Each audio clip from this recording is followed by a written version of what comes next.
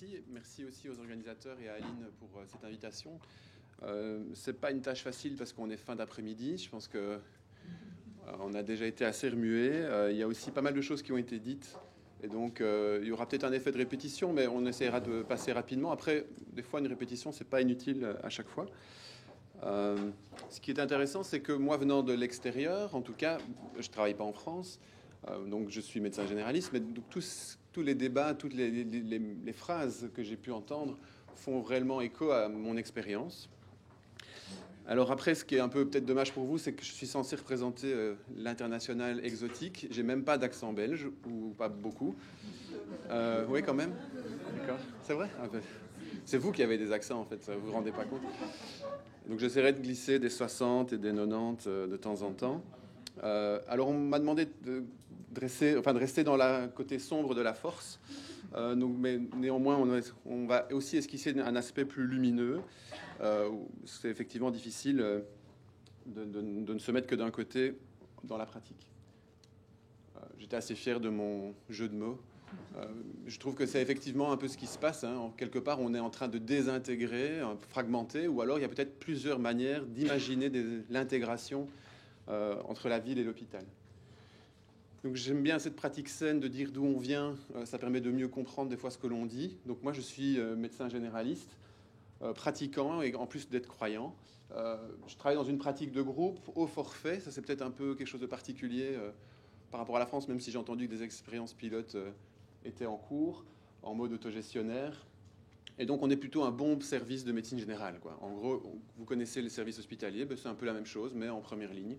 C'est quelque chose qui tourne assez bien avec 25 travailleurs. Et je suis chargé de cours au département de médecine générale à l'Université de Liège. J'ai fait ma thèse sur l'intégration entre les lignes de soins. Donc, typiquement, tout ce que vous avez raconté, ça m'a intéressé jusque-là encore pas mal d'années, mais toujours actuellement. Et notamment, les sujets de recherche restent sur l'intégration entre micro et méso. Alors, ce que nous avons en commun, la Belgique et la France, je pense qu'il y en a un peu parlé, et là, c'est une autre source, mais on s'accorde au moins là-dessus, sur un modèle professionnel libre, non hiérarchique, organisation libre, pas de régulation. Il y a un choix du professionnel pour s'installer où on veut, mais il y a le choix du patient, ce qui fait que ça complique la collaboration. Je pense que c'est un élément vraiment aussi à tenir en compte. Faible coopération, médecin spécialiste actif en soins primaires, faible académisation. C'est pas moi qui le dis, c'est eux. Donc c'est un rapprochement entre nos systèmes de soins. C'est une autre manière de voir la même chose. Et donc, globalement, on nous appelle les soins primaires faibles.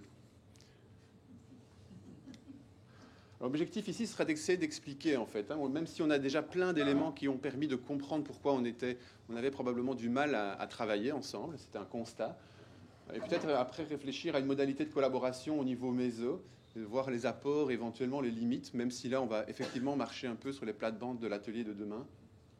Et j'essaierai, tant que je peux, de glisser des éléments de comparaison, peut-être pas à la mesure de ce que Yann Bourgogne a fait, qui a une expérience autrement plus étendue, mais en tout cas à ma manière. Moi, je ne connais personne, en fait, ici. Ce que j'ai appris, c'est qu'effectivement, et j'ai pu l'observer, il y a peu de praticiens de ville. Donc, globalement, ici, qui travaille en ville? Comme ça, c'est plus facile, j'ai l'impression. Voilà. OK, donc on a une belle minorité. Globalement, qui est médecin? Ah, voilà, c'est la même chose. Il y en a qui ne lèvent pas le doigt. C'est une manière de tester le degré d'attention. Et combien de fois vous avez eu recours à un médecin généraliste au cours des 12 derniers mois, que ce soit pour vous ou pour quelqu'un d'autre? Qui a été réellement prendre une consultation en médecine générale au cours des 12 derniers mois? OK. On est dans un bon petit carré de White quand même. Je ne pose pas la question de la formation initiale et l'exposition. Je pense que là, on en a assez parlé tout à l'heure. Et je reviendrai sur un point par rapport à notre situation en Belgique. Soyons sombres. Donc, il y a une histoire qui commence mal. On doit de toute façon travailler ensemble. Il y a des défis auxquels sont soumis les systèmes de santé. J'aime bien le quadruple aim. On a parlé du triple aim. Ben là, on a aussi le fait qu'on s'intéresse aussi à la qualité de vie des professionnels. C'est un élément important actuellement. En Belgique, on est assez sensibilisé au burn-out des soignants, ça fait des dégâts. Et donc, c'est un élément aussi que l'on ramène souvent sur la table. Donc, il y a plein de motivations à travailler ensemble pour atteindre ces objectifs. Je pense que ça, tout le monde est d'accord. Ce qui est intéressant, c'est que moi j'ai fort travaillé sur l'intégration des soins, donc globalement la collaboration. Un des premiers articles qui était sorti qui reprenait ce terme-là dans son titre, c'était déjà une histoire de ville et hôpital. C'était déjà une histoire de comment est-ce qu'on intègre les généralistes et comment est-ce qu'on s'articule dans le fonctionnement hospitalier. Ça date de 1973, 73. Et donc c'est pas nouveau. Malheureusement, c'est peut-être, si on regarde de manière pessimiste, ben voilà, on n'a pas beaucoup avancé. En tout cas, c'est toujours d'actualité. Je vous conseille la lecture. On pourrait s'y retrouver en 2019. Donc il faut collaborer, mais globalement on est tous d'accord, les professionnels des deux lignes de soins ne se connaissent pas, ou si peu. C'est ce que l'on appelle dans les différentes dimensions d'intégration, c'est la dimension normative, la culture. On a des cultures professionnelles qui sont différentes. D'où ça vient? On l'a dit, globalement peu d'expositions, de stages ou de cours centrés pour tout médecin. Et donc finalement, on arrive au bout de son parcours, mais je ne vais pas revenir là-dessus, on a déjà bien abordé. On voit bien la différence entre le lieu d'enseignement et le lieu de pratique. Le lieu de pratique, ça c'est ma maison médicale à Liège. Voilà, et c'est globalement là que les gens vont aussi pour beaucoup de leurs motifs de consultation. La formation continue est aussi à sens unique. C'est souvent les médecins spécialistes qui délivrent la bonne parole aux médecins généralistes. C'est la cardiologie expliquée aux généralistes, que l'on voit dans les programmes de formation continue. Ce serait intéressant, une fois, de voir la cardiologie pour expliquer par les généralistes aux cardiologues. Ça y aurait probablement un intérêt. Ce que l'on voit, c'est que nécessairement, on ne peut pas se rencontrer. Là où une salle d'attente de spécialistes a une prévalence élevée de maladies plutôt rares au niveau de la médecine générale. Donc on n'a pas les mêmes centres d'intérêt. Un infectiologue voit beaucoup de patients HIV, là où, au mieux des cas, dans ma patientèle, j'ai 1% de patientèle HIV positive. Donc on ne peut pas me demander d'être expert ou de pouvoir passer du temps à collaborer par rapport à une thématique si elle est peu prévalente dans ma pratique. On retrouve ça aussi dans la littérature scientifique où finalement les productions ne suivent pas les centres d'intérêt des soins primaires. Ici on voit les gaps entre ce qui est couramment retrouvé en médecine générale et ce qui est finalement publié. Il y a récemment un fonds qui a été créé en Hollande pour faire de la recherche sur les motifs les plus courants, comme comment est-ce qu'on soigne un nez bouché. Ça nous intéresse en médecine générale parce que c'est une question qu'on pose effectivement de manière importante. Et ça amène des consultations inutiles. Et probablement, on pourrait donner d'autres messages. Mais voilà, on ne fait pas non plus que des nez bouchés en médecine générale, mais c'est un point important. Et la culture professionnelle, je pense que voilà, en Belgique, en tout cas, c'est ce qui se passe quand on dit qu'on fait la médecine générale, encore récemment. J'imagine qu'en France, c'est peut-être pas fort éloigné. Mais nécessairement, c'est une profession qui a un déficit d'image positive dans la société. Et ça, je pense que pour différents facteurs, qui peut être celui de la rémunération, mais probablement d'autres jouent. Par rapport à ça, il y a effectivement d'autres exemples que l'on peut retrouver par rapport à l'exposition à la médecine générale. On a des exemples d'universités flamandes qui, dès la première année, et de manière répétitive tout au long des 6 ans, exposent l'étudiant pas à la médecine générale, au milieu de vie des gens. Et c'est peut-être un shift encore plus intéressant de se dire c'est peut-être au milieu de vie des gens. Là, on est tous d'accord. On ne met pas la médecine générale avant la médecine spécialisée, mais clairement, on met les gens au centre et le lieu de vie des gens au centre. Et là, à mon avis, il y aura moins de tension. Donc, comme on l'a pu échanger dans les différents, entre les pauses, donc en Belgique, on est dans l'inverse où on essaye de ne pas avoir de stage hospitalier pendant les 3 ans de formation en médecine générale qui sont uniquement en ambulatoire. Donc on est dans une autre tendance par rapport au master de spécialisation. Et comme on l'a dit, ça a aussi ses limites, probablement. En tout cas, c'est en discussion. Ce qui est sûr, c'est que l'exposition est clairement corrélée à l'attractivité de la profession. Nous, on l'a observé dans notre université, mais je pense que c'est la même chose en France. Je reviens sur cette production de savoir spécifique. Je pense que si on veut une académisation de la médecine générale, il faut donner les moyens et il faut qu'on produise nos savoirs par rapport à des concepts dont on en a parlé plusieurs tout à l'heure et des questions qui nous importent. Et là-dessus, probablement qu'il y a aussi une nécessité d'avoir des fonds publics de financement de recherche pragmatique. Donc ça, c'est le Pragmatic Research Trials qui, en fait, on essaye de voir les modalités de soins, pas sur des patients sélectionnés qui viennent au CHU pour administrer les soins, non, qui sont non sélectionnés avec toutes les comorbidités et qui viennent dans le lieu habituel de soins, notamment lors des cabinets de soins primaires. Donc, en Belgique, ça a débuté depuis 2 ans uniquement maintenant, mais bon, voilà, c'est une possibilité de créer des réseaux, et je sais qu'à Angers notamment, le réseau de recherche est aussi un atout pour produire ce savoir qui pourrait être après utilisé dans l'enseignement.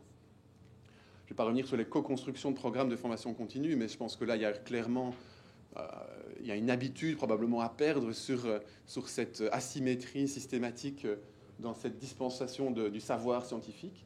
Et alors aussi, toute cette notion de sémantique, hein, la médecine générale, si on regarde dans la définition du mot général, c'est ce qui n'est pas spécialiste. Et je plaide pour qu'un jour le monde francophone choisissent entre omnipraticien, soins premiers, médecins généralistes.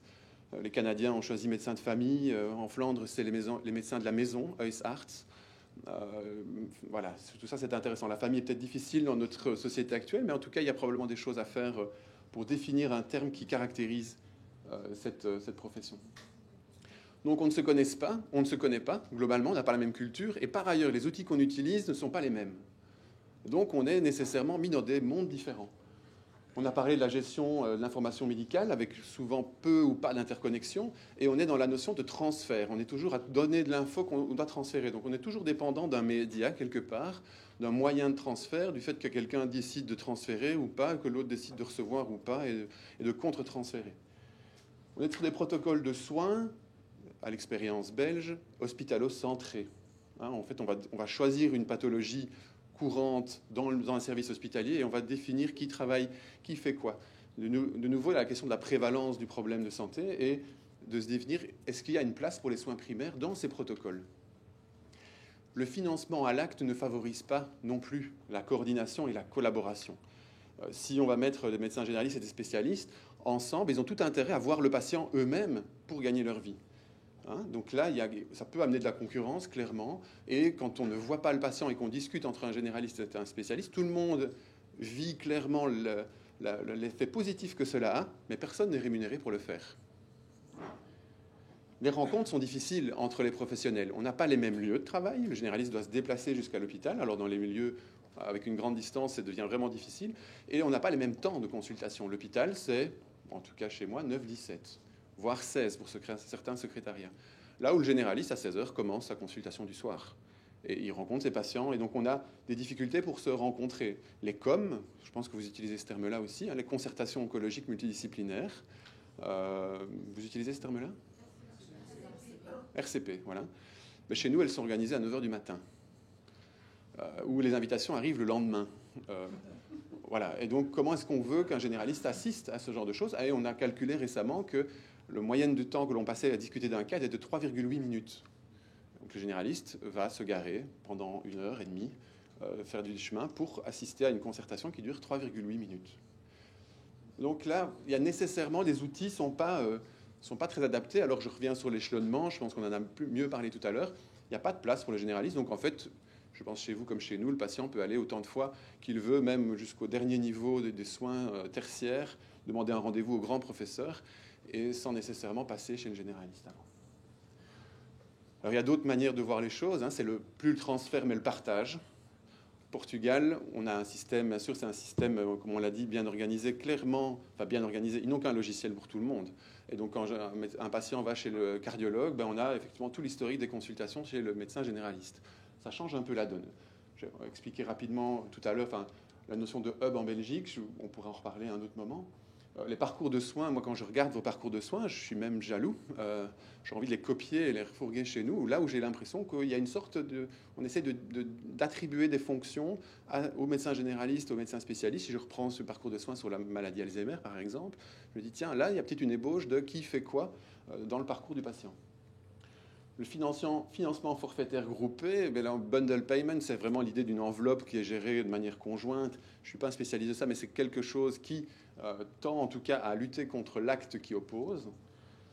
Et alors cette notion de reconnaissance de la fonction de soutien scientifique dans d'autres systèmes de santé, un cardiologue a une trentaine de généralistes dont il est le référent et il est payé à la vie.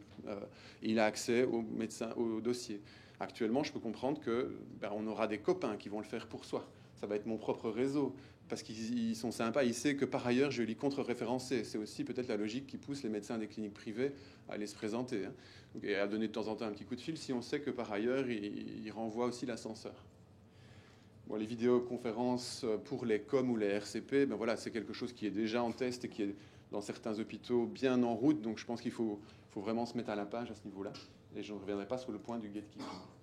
Donc on a une faible intégration au niveau clinique. En gros, un médecin généraliste et un spécialiste qui voudraient parler ensemble du même patient, ce n'est pas toujours évident, ils ne se connaissent pas, ils n'ont pas les mêmes outils.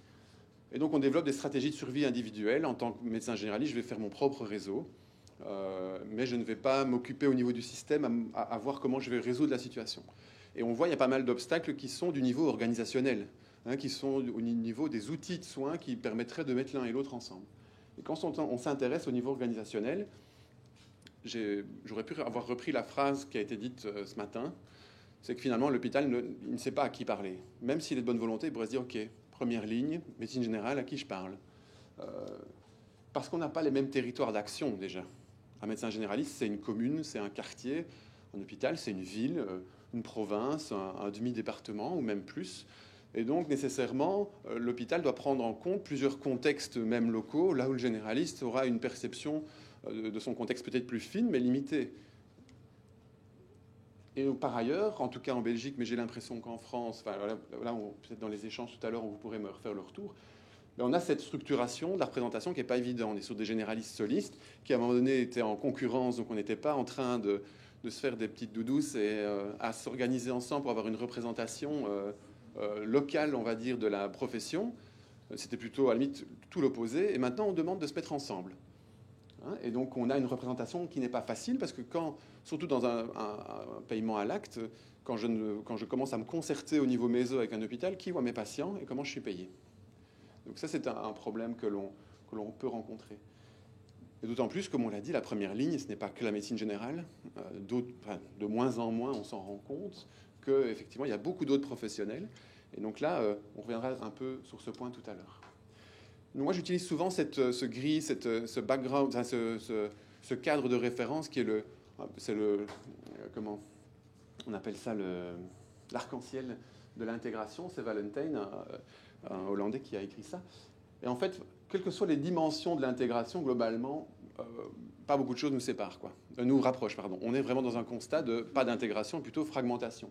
Que ce soit au niveau macro, que ce soit au niveau clinique, que ce soit au niveau normatif fonctionnel, globalement, on est assez éloignés l'un de l'autre. Il n'y a pas que moi qui le dis, l'OMS 2008, le rapport sur les soins de santé primaires, parle aussi d'hospitalocentrisme, de fragmentation comme une des menaces qui met à mal cette notion des soins de santé primaire. Il y a une différence qu'on pourrait parler pendant longtemps, mais qui n'est pas nulle. Ce que je voulais rapporter ici, peut-être pour ne pas être trop sombre, c'est peut-être une histoire vécue, mais qui est d'une manière de voir l'intégration entre les lignes de soins au niveau méso. Rapidement, on va voir que ça va de nouveau éclairer plein de points, plein d'obstacles et peut-être certaines opportunités. On part sur un modèle, finalement, on est tous d'accord sur ce modèle-là, c'est que par rapport à une population commune, les services de première et de deuxième ligne sont complémentaires pour organiser les soins essentiels. J'ai dit essentiel, en anglais on dit primary, mais je dis bien essentiel. Et donc cette entité, on va dire complémentaire, est chargée de se coordonner et de se dynamiser ensemble pour fournir des soins intégrés à la population. En gros, là je n'ai pas dit de gros mots pour l'instant. Ça vient de où? Sur des modèles très normés, et notamment si on prend les districts sanitaires en pays voie de développement, on est sur un modèle très pyramidal, un hôpital, les centres de santé, une équipe de gestion de district, voilà, ça roule très bien, tout le monde sait bien ce qu'il doit faire, tout est protocolé, on va jusque-là et ainsi de suite. Quand on est dans un non-system, comme on dit souvent, comment est-ce qu'on s'organise? À Liège, on a mené une recherche-action qui a été financée pendant quelques années, en milieu urbain, où là, on a vraiment encore plus cette complexité des territoires d'action qui se recourent, une densité hospitalière importante, avec un hôpital de deuxième ligne, 1000 lits, et le cercle de médecine générale, qui est en fait la seule organisation territoriale médecine générale, donc notre embryon de structuration professionnelle au niveau de la première ligne. Et on a essayé de mettre en place des espaces de concertation avec comme les chercheurs en tant que modérateurs. Et vous allez voir, cette notion n'est pas inutile à garder en tête. Les motivations initiales, et ça fait écho à ce que j'ai entendu tout à l'heure, l'hôpital, il subissait une pression financière du système de santé générale en disant « il est temps que vous réduisiez vos coûts ». En Belgique, on était à 5 jours pour une hospitalisation, par exemple, pour un accouchement normal. C'est une manière de dire, là, vous dépassez, vous êtes complètement outliers, il est temps de rationaliser tout ça. L'hôpital dit très bien, mais je ne vois pas avec qui je peux collaborer. Donc il y avait de leur côté une recherche d'interlocuteurs. Au niveau de la médecine générale, c'est envie d'aborder une bonne fois pour toutes tous les problèmes récurrents, les courriers, le vendredi soir. On les a partout dans le monde, ça je crois.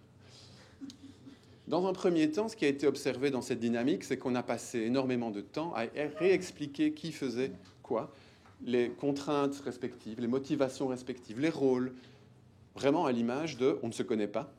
Et donc, tout problème, il y a beaucoup de problèmes qui étaient en fait des conséquences normales du fonctionnement normal de nos systèmes et qui ne sont pas pensés pour interagir l'un avec l'autre. Ça a été un temps vraiment important, mais qui est vraiment à l'image de ce constat de fragmentation. Dans un second temps, ensuite, on a pu réaliser des actions ensemble, à partir de ces espaces de concertation, qui ont touché à quoi? Mais comme on l'a dit, les grands problèmes. Celui de l'information, les courriers, la rapidité, comprendre comment l'un et l'autre s'organisaient et le rendre intelligible aux gens que l'on représentait. Des numéros d'appel directs et par la suite seulement des protocoles de soins partagés sur des thématiques importantes. Cette expérience n'est pas non plus la panacée.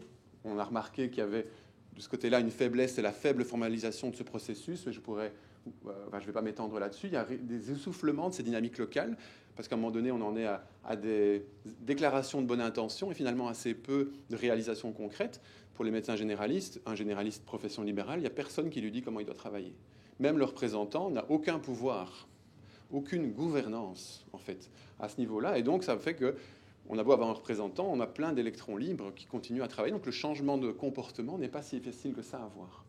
On a remarqué aussi une difficulté à élargir à d'autres professions. Ces processus sont restés médico-centrés, avec des cloisonnements interhospitaliers sur un même milieu, la ville.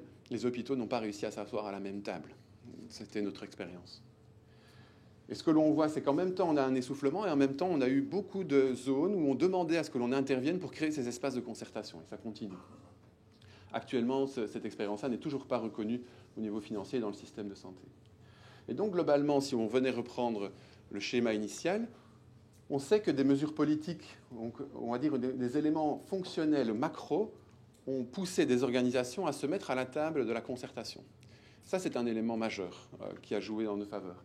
L'autre élément a été de stimuler, de créer des espaces de concertation au niveau organisationnel pour éventuellement imaginer agir au niveau professionnel en espérant que ça agisse finalement après au niveau du patient. 4 points d'attention pour terminer rapidement, qui s'inspire aussi d'autres exemples, je les ai mis dans les références du PowerPoint si jamais ça vous intéresse, je vais juste les citer. C'est que le territoire commun, mais surtout une population commune, c'est un élément qui est majeur pour avoir envie de travailler ensemble. Et j'ai l'impression que, de ce que je connais de votre système, il me paraît plus territorialisé que le nôtre. Et nous, de ce côté-là, la Flandre a agi très vite, là où la Wallonie, par exemple, est nulle part. Mais est-ce qu'il faut penser la territorialisation des soins primaires ou penser directement la territorialisation des soins de santé primaires, là où on se rejoint avec l'hôpital ville et hôpital, des territoires communs, en fait. Déjà penser le réseau plutôt que d'abord penser le réseau première ligne. Et donc, ça nécessite aussi de répondre à l'équation du dénominateur commun. Au milieu rural, ça va. Au milieu urbain, on peut s'arracher les cheveux. Alors là, il y a des définitions de zones. Hein. On travaille, le CPTS, j'ai entendu que c'était 30 à 50 000 habitants, éventuellement. Ça peut aller jusqu'à 185 000. D'accord. Et là où des projets de soins intégrés en Belgique ont fixé une limite à 75 000. Les zones de soins primaires en Flandre vont de 75 à 125 000. Donc, on voit déjà se dessiner une sorte de consensus sur une taille de territoire partagé. Cette notion de modérateur et expert, elle est tout à fait intéressante. On se rend compte dans les expériences qu'on a vécues qu'il y avait besoin d'un tiers, d'une fonction de modération. Et des fois, dans les échanges un peu tendus, on aurait envie de quelqu'un qui dit « je comprends ce que tu dis, tu as raison, mais toi aussi, tu as par ailleurs de l'intérêt dans ce que tu dis ». Et donc, il y a de la neutralité à garder, aussi s'intéresser à une dynamique de groupe où ce n'est pas toujours l'un qui écrase l'autre, et ça peut arriver, ça. Surtout quand on a un déficit de reconnaissance professionnelle où les généralistes n'ont pas toujours évident de s'inviter à la table du monde hospitalier. Et peut-être un point, c'est sur amener à ce niveau-là une fonction d'expertise scientifique. Et là, c'est peut-être redescendre les santé publiciens au plus près du terrain et peut-être de dynamiser réellement les échanges en termes d'input. Et ça peut clairement aller à l'encontre du processus d'essoufflement que nous, on a identifié. Je ne le dis pas non plus que pour mon expérience personnelle. c'est que si on s'intéresse à la notion de boundary spanner, donc le passeur de frontières, c'est un peu ces gens qui appartiennent et qui font les liens. C'est une fonction qui est un peu plus reconnue et qui, dans certains systèmes de santé au nord de l'Europe, et un bel article du BMJ que j'ai mis en référence parle justement, dans un projet de soins intégrés pour les patients diabétiques, d'avoir fait appel à un intermédiaire pour rassembler la première et la deuxième ligne. C'est un profil de poste qui est en voie de définition dans les projets Stylos que nous avons menés, mais aussi un projet Boost, qui est un projet de soins intégrés à Bruxelles. Ils sont actuellement en train d'écrire ce type de profil. Et il y a peut-être une reconversion. Alors, et là, les professeurs de santé publique formeront aussi des acteurs de terrain. Il y a un temps d'intégration. Et nous, on a remarqué qu'on n'était mis à aucune pression du temps pour l'implémentation de nos projets. C'est un temps nécessaire pour dépasser le climat actuel de méfiance et de méconnaissance. Et ça, souvent, on peut l'oublier. On oublie ça. On se dit, ben voilà, par exemple, pour 2020, vous allez nous faire des CPTS partout. Il y a peut-être du travail à faire. 2022, pardon. C'était l'élection suivante. Et donc, il y a un temps d'adoption aussi entre le moment où on discute au niveau professionnel et organisationnel pour que ça s'implémente au niveau micro, les changements de comportement. Donc, des fois, on pourrait dire, on a mis de l'argent dans tel projet et au niveau des soins du patient, moi, je ne vois rien bouger. Ouais. C'est peut-être pas en 3 ans qu'on modifie les pratiques professionnelles. Et ce que l'on voit, on est un peu en tension entre le top-down, on impose, donc on a des résistances, versus le bottom-up, on laisse émerger, mais ça prend du temps.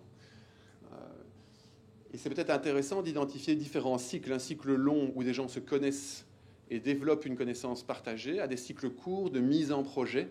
Et là, on se rapproche très fort de la recherche-action, effectivement. Et des cycles courts, ça peut être quelques mois, une thématique spécifique, on réfléchit ensemble, on produit une action, on l'évalue, et puis hop, c'est reparti, et ainsi de suite. Et ça pourrait être, je pense, de nouveau, un entre-deux de pensée en long et en court terme.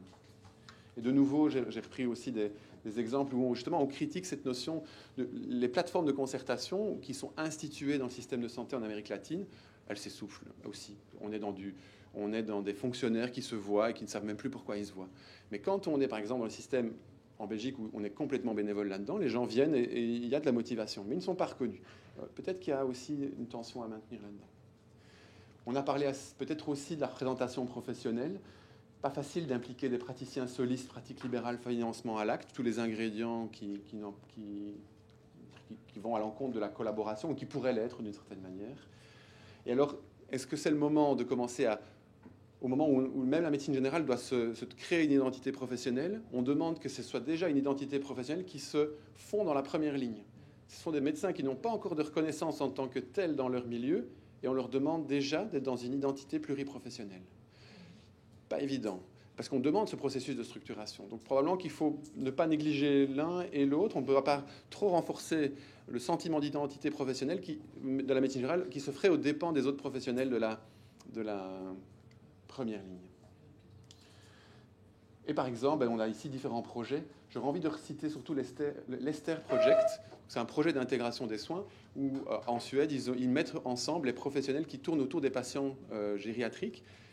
Et Esther, c'est le nom d'une patiente. Et donc, quand ils se voient, ils disent toujours on se réunit pour qui? On se réunit pour Esther. Et ça change la dynamique aussi. Je trouvais ça une très belle manière de replacer ce qui nous réunit, finalement, c'est le patient. Donc, en conclusion, on a effectivement l'idée, le premier pas, c'est ceci. C'est des gens qui se rencontrent, qui échangent. Et nécessairement, quand on échange, on n'est pas d'accord. On croise un peu le fer, mais au total, on a une compréhension un peu plus partagée. C'est déjà probablement un des premiers pas, et ça demande du temps, ça demande aussi un peu sortir de son confort, d'entre-soi, et c'est probablement l'intérêt aussi de ces conférences.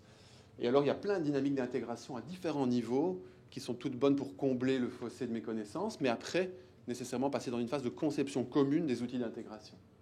J'ai l'impression que le point de passage, un des points de passage intéressants, serait probablement des zones de soins de santé primaires. Et rapidement, je mets essentiel à côté, dans le sens partagé hôpital et ville. Dans la définition des soins de santé primaires, l'hôpital en fait partie. On n'est pas, c'est clairement, ça fait partie de l'ADN des soins de santé primaires. Les soins primaires, c'est autre chose, mais on pourrait en parler ensemble. Je ne vais pas me lancer là-dessus. Mais surtout des territoires communs, une population commune, des objectifs communs et des actions, des moyens qui sont différenciés. Je termine ici juste pour vous dire que, donc ça c'est une photo de la ville de Liège, c'est une invitation aussi à créer des ponts entre nous. que ce soit entre la ville et l'hôpital et peut-être entre les expériences diverses de différents contrées. Merci beaucoup.